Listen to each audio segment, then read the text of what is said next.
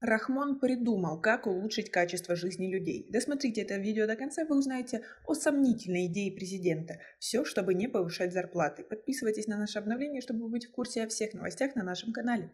Президент Таджикистана Эмомали Рахмон распорядился не позднее, чем через полгода начать в стране производство только обогащенной витаминами муки. Это должно привести к повышению качества жизни людей и улучшению их здоровья, говорится в постановлении.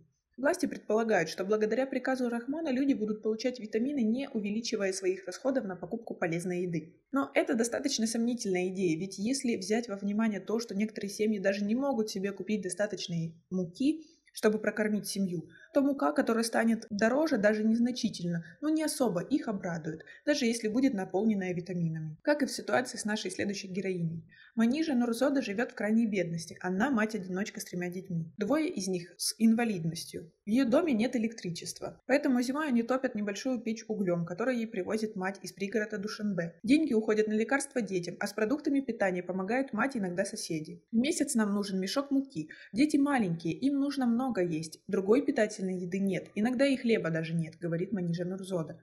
Дети едят хлеб на завтрак, обед и ужин. Из-за недостатка питательных веществ малыши часто болеют. И как ей, интересно, поможет обогащенная витаминами мука, если дети не доедают? Да, возможно, в какой-то степени для них это будет полезнее, но от голода их это не избавит. А как вы думаете, обогащенная витаминами мука спасет ситуацию в стране и в этой семье в частности? Свои ответы пишите нам в комментарии. Президент Таджикистана Эмомали Рахмон подписал постановление, согласно которому производители муки обязаны будут обогащать свою продукцию полезными веществами, цинком, железом, витамином В12 и фолиевой кислотой. Согласно официальной статистике, почти треть населения страны живет за чертой бедности, и основным продуктом питания для этих людей являются мучные изделия. Такой рацион приводит к нехватке практически всех полезных веществ в организме. Обогащение муки, по мнению властей, поможет выправить эту ситуацию. Например, железо мы предложили добавить в муку, так как наше население ест в основном именно мучное. Все население, дети, начиная с года до пожилых, едят очень много хлеба. Мы даже рис и плов с хлебом едим.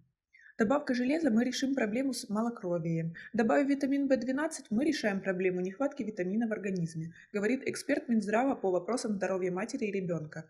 Закон об обогащении муки был принят еще в прошлом году, но фактически он не исполнялся. Нужно переоборудовать все мукомольное предприятие страны, что отразится на цене продукции, да и добавки пришлось бы завозить из-за границы.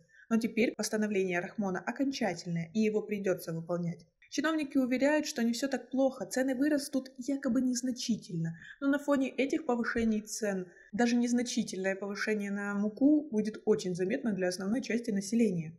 Говорят, что одной из причин задержки принятия этого закона были опасения о росте цен на муку, но мы посчитали, что расходы незначительные. Если мешок муки стоит 200 самани, то добавка поднимет цену всего на 1 самани. Очень дорого. В конце концов, должны же быть какие-то границы росту цены. Мы же всей семьей на хлебе сидим. По словам чиновников Минздрава, на обогащении муки они останавливаться не будут. Они предлагают добавки для питьевой воды, растительного масла, второго по популярности продуктов в стране. А как вы относитесь к таким витаминам? Свои ответы обязательно напишите нам в комментариях. А у нас на этом все. Оцените наше видео подпиской и лайком. До скорой встречи!